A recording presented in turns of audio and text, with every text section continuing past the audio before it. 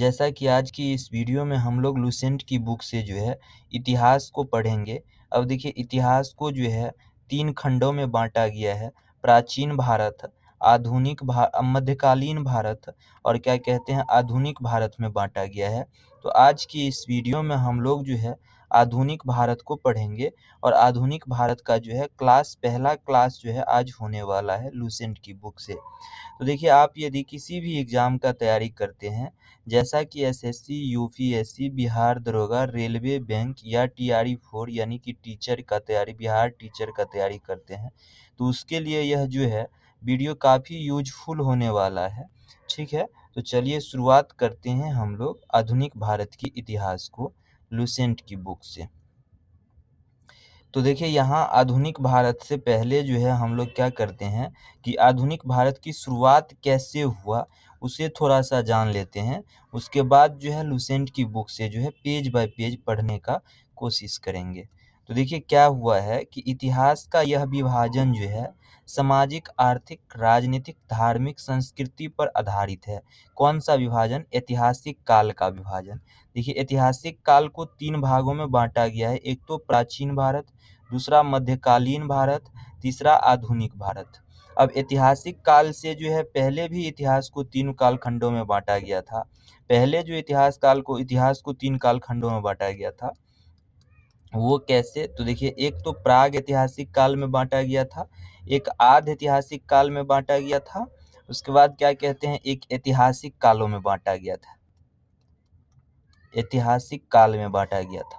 तो इसी ऐतिहासिक काल को फिर से 3 कालखंडों में बाँटा गया है, जिसे प्राचीन भारत, मध्यकालीन भारत और आधुनिक भारत में बाँटा गया है। इस प्राग ऐतिहासिक काल को जो है पाषाण काल भी कहा जाता था, पाषाण काल भी कहा जाता है और इस पाषाण काल को 3 भाग में बाँटा गया था, जो हम लोग जो है पढ़ेंगे कब प्राचीन भारत से पहले इसको और इसको पढ़ेंगे। लेकिन अभी ये जो है हमें क्या पढ़ना है? अभी हमें जो है आधुनिक भारत को पढ़ना है। तो याद रखिएगा कि प्राचीन भारत 600 बीसी से शुरुआत हुआ था और 712 एडी तक चला था। अब बीसी का अर्थ क्या होता है कि ईसा मसीह के जन्म से पहले के समय को में जो है बीसी लगाया जाता था और ईसा मसीह के बाद के जन्म के बाद के समय में एडी लगाया जाता है। अब देखिए मध्यकालीन भारत की शुरुआत 712 एडी से 1757 ईस्वी तक हुआ था और क्या कहते हैं आधुनिक भारत का जो है वो 1757 ईस्वी से 1947 ईस्वी तक पढ़ेंगे। अब देखिए आधुनिक भारत की शुरुआत कैसे हुआ था? देखिए आधुनिक भारत की इतिहास की शुरुआत जो है 18वीं शताब्दी के मध्य से मानी जाती है, यानी कि 1757 ईस्वी से मानी जाती है। उसके बाद क्या हुआ है कि जब मुगल जो है साम्राज्य का जो पतन और यूरोपीय शक्ति की भारत में प्रवेश से देश में बड़े सामाजिक, राजनीतिक और आर्थिक परिवर्तन होने लगे थे और इस काल में ही यूरोपीय शक्तियों ने भारत में राजनीतिक सत्ता स्थापित करना शुरू किया, ब्रिटिश शासन की नींव पड़ी। उसके बाद क्या हुआ है कि मुगल का पतन 18वीं शताब्दी में मुगल साम्राज्य के कमजोर होने के साथ ही क्षेत्रीय शक्ति का उदय हुआ और भारत में राजनीतिक अस्थिरता बढ़ी, जिससे यूरोपीय शक्ति के लिए अपनी पकड़ मजबूत करना आसान हो गया और इस तरह जो है आधुनिक भारत की शुरुआत होती है। तो चलिए हम लोग पढ़ते हैं आधुनिक भारत को लुसेंट की बुक से।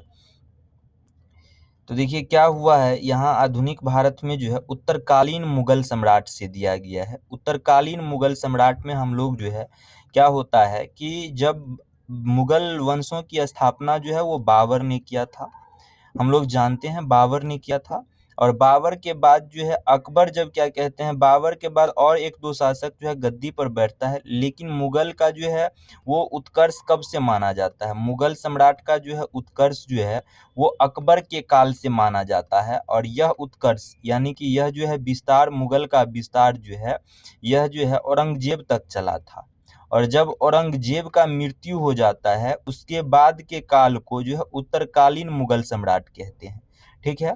तो देखिए औरंगजेब का मृत्यु होता है, उसके बाद गद्दी पर बैठने के लिए औरंगजेब के पुत्र बहादुर शाह औरंगजेब के 3 पुत्र थे, ठीक है? औरंगजेब के 3 पुत्र थे, एक का नाम था मुअज्जम और दूसरा का नाम था आजम और तीसरा का नाम था क्या कहते हैं, कामबख्श। इन तीनों में जो है कामबख्श नाम था। इन तीनों में जो है गद्दी पर बैठने के लिए जो है वो युद्ध होता है, लड़ाई होता है। तो युद्ध में जो है मुअज्जम विजय हो जाता है और गद्दी पर बैठता है, और इसी मुअज्जम को बहादुर शाह के नाम से भी जाना जाता है। तो याद रखिएगा, मुअज्जम को किसके नाम से, बहादुर शाह के नाम से जाना जाता है। और यह गद्दी पर 1707 ईस्वी में बैठता है और इनका मृत्यु 1712 ईस्वी में हो जाता है। तो देखिए, बहादुर शाह का जो है उत्तराधिकार युद्ध में गुरु गोविंद सिंह जो है बहादुर शाह का साथ दिया था। अब यह गुरु गोविंद सिंह जो कौन थे, तो यह सिख के 10वें गुरु थे। सिख के 10वें गुरु थे, और यह साथ ही 10वें गुरु के साथ साथ यह सिख का अंतिम गुरु भी था। तो याद रखिएगा गुरु गोविंद सिंह के बारे में। अब देखिए क्या होता है यहाँ कि मुगलों से स्वतंत्र होने वाले राज्य एवं संस्थापक। इसी क्रम में जो है जब क्या कहते हैं, मुगल जो है वह कमजोर होने लगा, मुगल सम्राट, तो उसके कब्जे से कुछ कुछ राज्य जो है वो बाहर होने लगे, खुद को स्वतंत्र होने लगे। और स्वतंत्र होने के बाद उसका स्थापना राजा करते थे। तो अवध की जो है वह स्वतंत्र होने के बाद किसने संस्थापक, सादत खां था। हैदराबाद के संस्थापक चिनकिल्ची खां या निजाम उल मुल्क आसफ जहां। रुहेलखंड, यह यूपी का क्षेत्र है, वीर दाऊद एवं अली मोहम्मद खां ने। उसके बाद क्या कहते हैं, बंगाल में मुर्शीद कुली खां। कर्नाटक में सादुतुल्ला खां संस्थापक। भरतपुर की संस्थापक चूड़ामन एवं बदन सिंह था। यह जो है एग्जाम दृष्टिकोण से महत्वपूर्ण है, क्योंकि एग्जाम में पूछे जाते हैं इसके संस्थापक के नाम। ठीक है, तो याद रखिएगा। अब देखिए नोट में क्या दिया गया है कि मुगल सम्राट मोहम्मद शाह ने शहादत खां को बुरहान उल मुल्क की जो है उपाधि दिया। शहादत खां का असली नाम जो था वो मीर मोहम्मद अमीन था। क्या नाम था, मीर मोहम्मद अमीन था। उसके बाद देखिए क्या हुआ है कि देखिए अभी हम लोग जस्ट पढ़ चुके हैं इसके बारे में कि बहादुर शाह का एक नाम क्या था, मुअज्जम था। देखिए बहादुर शाह का पूर्व नाम क्या था, मुअज्जम था। तीसरा नेक्स्ट स्टेप क्या है, पॉइंट क्या है कि बहादुर शाह को शाह एक खबर के उपनाम से पुकारा जाता था। याद रखिएगा। अब जब बहादुर शाह की मृत्यु 712 ईस्वी में हो जाती है, उसके बाद 712 ईस्वी में गद्दी पर कौन बैठता है, तो जहादर शाह बैठता है, और इनका भी मृत्यु 713 ईस्वी में हो जाता है। जब इसका मृत्यु 713 में हो जाता है, तो 713 ईस्वी से 719 ईस्वी के बीच जो है गद्दी पर फ्रक्सियर बैठता है। कौन बैठता है, फ्रक्सियर बैठता है।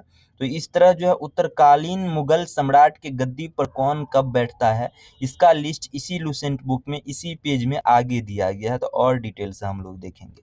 अभी तत्काल याद रखिएगा कि 707 ईस्वी में किसने गद्दी पर बैठा था, तो औरंगजेब का पुत्र बहादुर शाह बैठा था। उसके बाद इसका मृत्यु 12 में हो जाता है, तो फिर कौन बैठता है, जहादर शाह बैठता है। जहादर शाह के बाद कौन बैठता है, तो जहादर शाह के बाद जो है फ्रुखसियर जो है वो गद्दी पर बैठता है। कौन, फ्रुखसियर गद्दी पर बैठता है। अब देखिए जहादर शाह अपने शासन में लाल कुमारी नाम की वेश्या को हस्तक्षेप करने का आदेश दे रखा था। नेक्स्ट पॉइंट क्या है कि मुगल कालीन इतिहास में सैयद बंधु हुसैन अली खां एवं अब्दुल्ला खां को शासक निर्माता के रूप में जाना जाता था। उसके बाद नेक्स्ट पॉइंट जो हमारे एग्जाम दृष्टिकोण से बहुत ही महत्वपूर्ण है, यह कौन सा पॉइंट, जहादर शाह को किस नाम से क्या कहा जाता था, तो जहादर शाह को लंपट मूर्ख भी कहा जाता था। यह हमारे एग्जाम दृष्टिकोण से बहुत ही महत्वपूर्ण है, क्योंकि अगर हमारे एग्जाम में कई बार पूछे जा चुके हैं कि लंपट मूर्ख जो है किस मुगल सम्राट को कहा जाता था, तो याद रखिएगा कि जहादर शाह को लंपट मूर्ख कहा जाता था। जहादर शाह की मृत्यु के बाद गद्दी पर कौन बैठता है, तो फ्रुखसियर गद्दी पर बैठता है, और फ्रुखसियर को मुगल वंश का घृणित कायर कहा गया है। यह भी एग्जाम दृष्टिकोण से बहुत ही महत्वपूर्ण है। सुंदर युवतियों के प्रति अत्यधिक रुझान के कारण मोहम्मद शाह को जो है रंगीला बादशाह कहा जाता था। फ्रुखसियर के बाद गद्दी पर कौन बैठता है, मोहम्मद शाह बैठता है। ठीक है, फ्रुखसियर के बाद गद्दी पर कौन बैठता है, मोहम्मद शाह बैठता है। एक बार फिर रिपीट कीजिएगा कि उत्तरकालीन मुगल सम्राट का पहला शासक कौन था, तो उत्तरकालीन मुगल सम्राट का पहला शासक बहादुर शाह था। बहादुर शाह के बाद कौन गद्दी पर बैठता है? जहांदर शाह बैठता है। उसके बाद गद्दी पर कौन बैठता है? तो फ़रुखसियर बैठता है। फ़रुखसियर की मृत्यु के बाद गद्दी पर चौथा शासक मोहम्मद शाह बैठता है। इस मोहम्मद शाह को क्या कहा जाता है? रंगीला बादशाह कहा जाता था। यह हमारे एग्जाम दृष्टिकोण से क्या है? बहुत ही महत्वपूर्ण पॉइंट है, याद रखिएगा। एक संगीतकार के रूप में मोहम्मद शाह ने अपने ख्यालों की रचना किया था। एक संगीतकार के रूप में मोहम्मद शाह ने क्या किया था? अपनी ख्यालों की रचना की। उसके बाद नेक्स्ट पॉइंट क्या है कि तुरानी सैनिक हैदर बेग ने 9 अक्टूबर 1720 ईस्वी को सैयद बंधु हुसैन अली खां की हत्या कर दी थी। सैयद बंधु हुसैन अली खां की क्या करा था? हत्या कर दिया था। अब देखिए नेक्स्ट पॉइंट यहाँ देखिए क्या दिया गया है।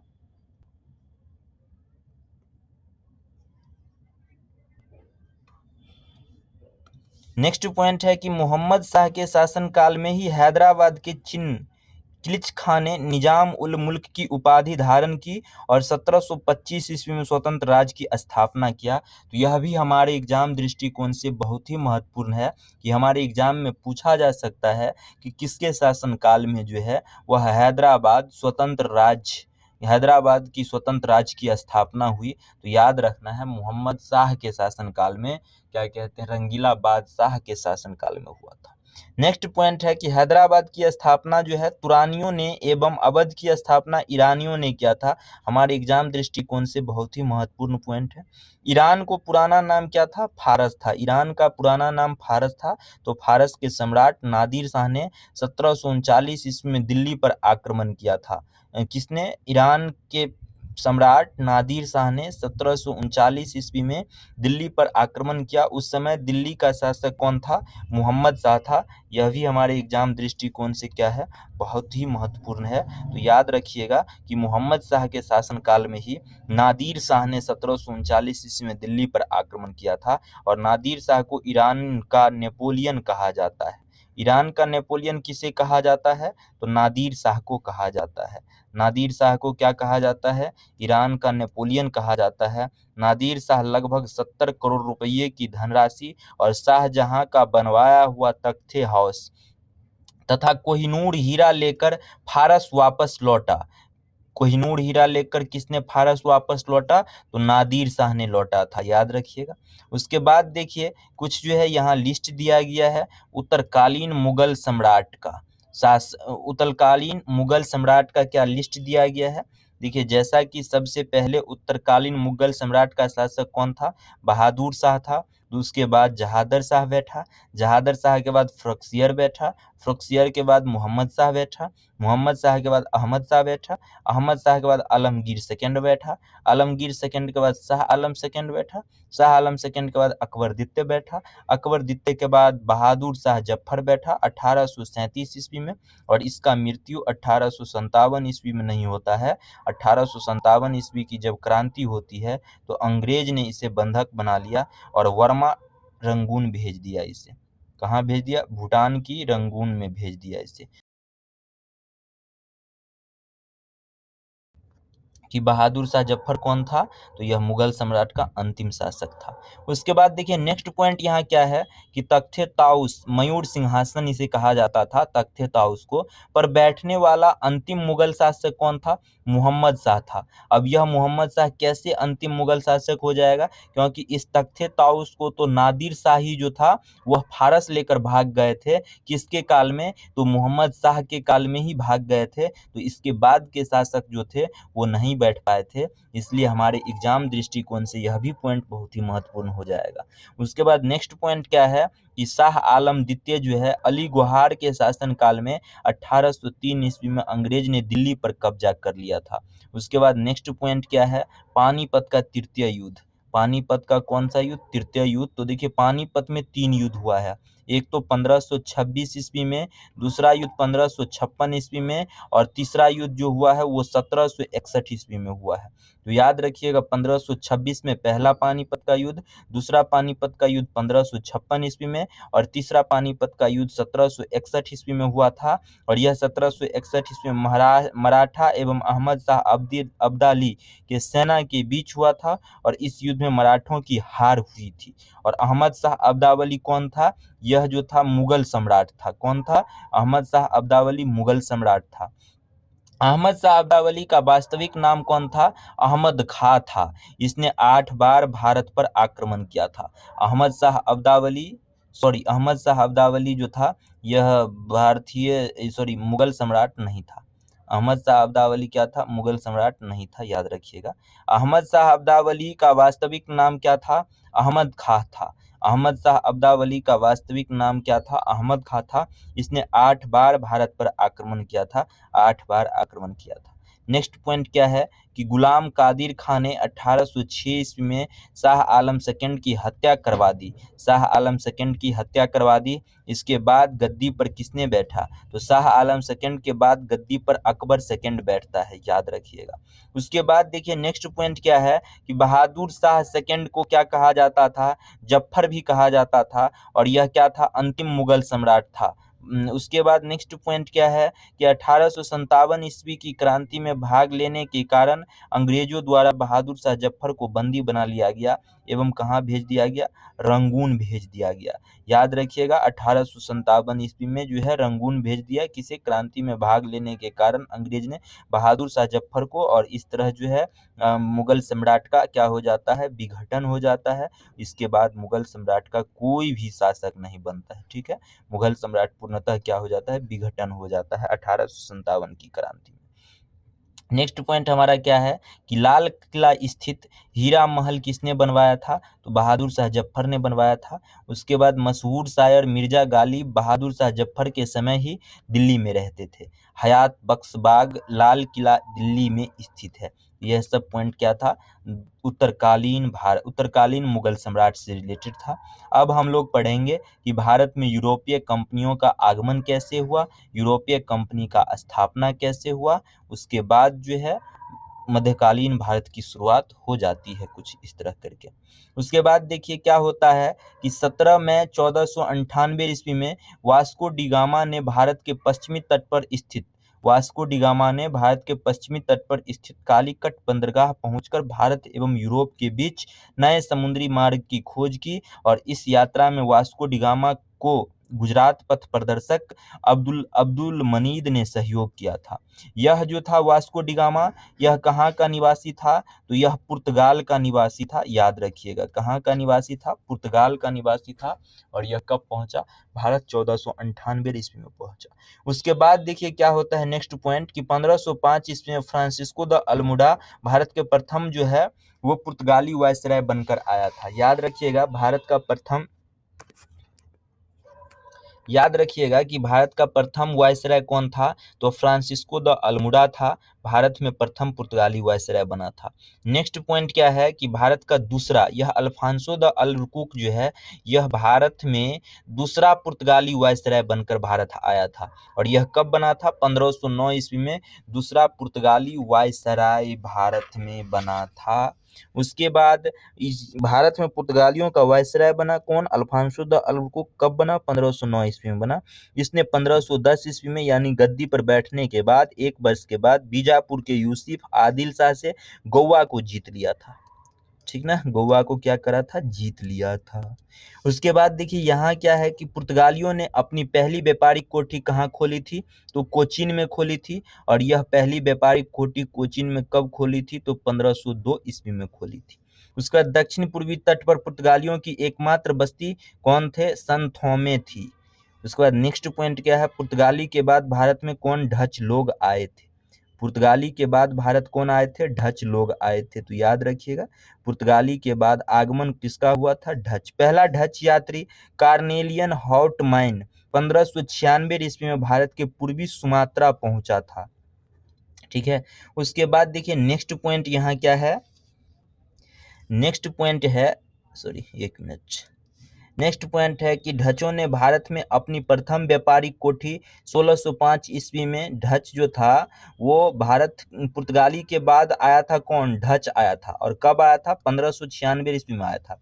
लेकिन अपना जो व्यापारिक कोठी इसने यानी कि फैक्ट्री जो स्थापना किया था वो 1605 ईस्वी में मसूलीपट्टनम में स्थापित किया था। और डच की दूसरी कोठी व्यापारिक कोठी पुलिकट में स्थापित हुई, जहां उन्होंने अपने स्वर्ण सिक्के पैगोडा को ढाला और पुलिकट को ही समस्त गतिविधियों का केंद्र बनाया था। और देखिए यहाँ क्या दिया गया है, कंपनी का नाम दिया गया है और कंपनी की स्थापना वर्ष दिया गया है।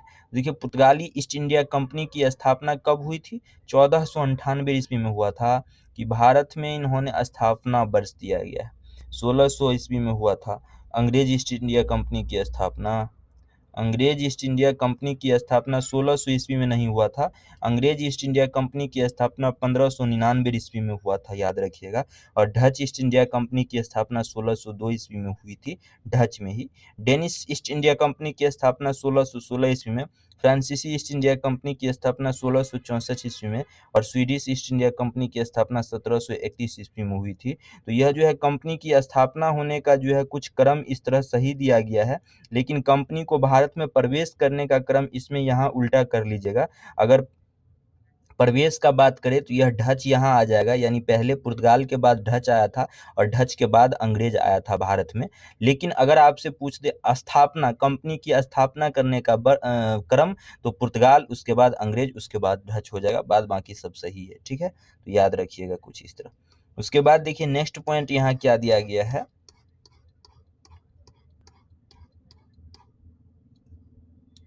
नेक्स्ट पॉइंट है कि डच ने भारत में प्रथम बार जो है औद्योगिक वेतन भोगी रखा था। उसके बाद नेक्स्ट पॉइंट है डचों का भारत में अंतिम रूप से पतन कब हुआ था, 1759 ईस्वी में को अंग्रेज एवं डच के मध्य हुआ एवं बेदरा युद्ध से हुआ था। नेक्स्ट पॉइंट क्या दिया गया है, 31 दिसंबर 1600 ईस्वी को जो है इंग्लैंड की रानी एलिजाबेथ प्रथम ने ईस्ट इंडिया कंपनी को अधिकार पत्र प्रदान किया था। ईस्ट इंडिया कंपनी को अधिकार पत्र किसने प्रदान किया था, तो ईस्ट इंडिया कंपनी को जो अधिकार पत्र प्रदान किया था वो 1600 ईस्वी में इंग्लैंड की रानी एलिजाबेथ प्रथम ने ईस्ट इंडिया कंपनी को अधिकार पत्र प्रदान किया था भारत में जो है व्यापार करने के लिए, भारत से व्यापार करने के लिए यह अधिकार पत्र दिया गया था। ठीक है, तो आज के लिए हम लोग जो है यहीं तक रहने देते हैं, ताकि वीडियो क्या हो, छोटा बने। और वीडियो यदि छोटा बनेगा तो इससे क्या होगा, याद आसानी से करा जा सकता है। ठीक है, यदि वीडियो लंबा बन जाएगा तो काफ़ी पॉइंट्स बन जाएंगे, जिससे जो है याद हम लोग नहीं कर पाएंगे।